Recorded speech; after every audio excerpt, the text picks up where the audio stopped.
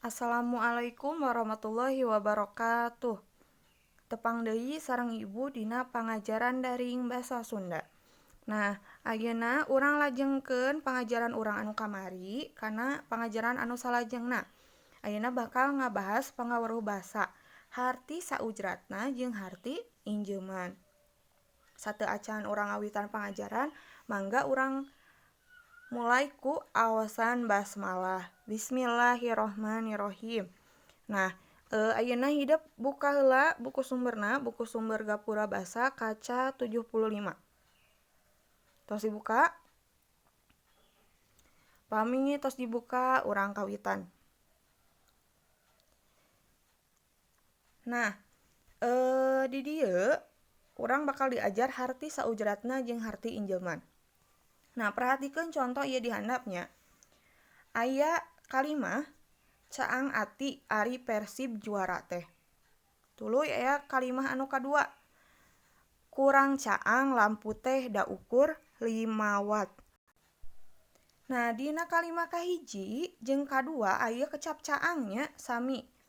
Kecapna memang sami tapi ngandung harti anu beda. Dina kalimah kahiji mah kecap caang teh ngandung harti sukabungahnya bahagia gumbira. Ari dina kalimah kadua mah kecap caang teh ngandung harti anu jelas anu sabenerna nyaeta henteu poek caang. Tah ari harti kecap caang dina kalimah hiji disebutna harti saujratna. Punten, pami dinu kalimah kahiji eta kecap caang teh disebut harti injeuman janten lain harti sabenerna nya harti kiasan. Jadi caang ati ari Persib juara teh hartina bunga. Nah, pami di kalimah kadua eta teh harti saujratna atawa harti anu sabenerna yen caang teh henteu poek. Pami harti kiasan disebutna konotatif. Janten anu kahiji mah hartina teh harti konotatif, pami anu kadua disebutna harti denotatif.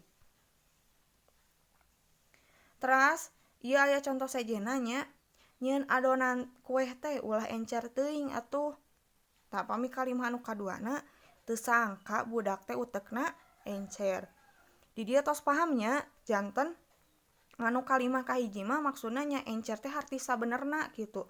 Harti denotatif yen si adonan teh ulah encer teuing. Jadi kudu rada kentel.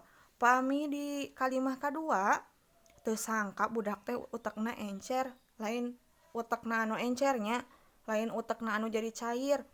Tapi memang budak teh pinter. Kahartos. Nah, pami kahartos, pami tos kahartos, mangga hidep kerjakeun pancen 8 sareng pancen 10 dina kaca 76 sareng kaca 77. Sapertos biasa, pami atos dikerjakeun teras fotokeun kintun ka WA ibu atanapi ka GCR. Tos kahartos. Alhamdulillah pangajaran dinten ayeuna tos rengse. Alhamdulillahirabbil alamin. Hatur nuhun anu tos diajar sareng ibu dinten ayeuna. Wassalamualaikum warahmatullahi wabarakatuh.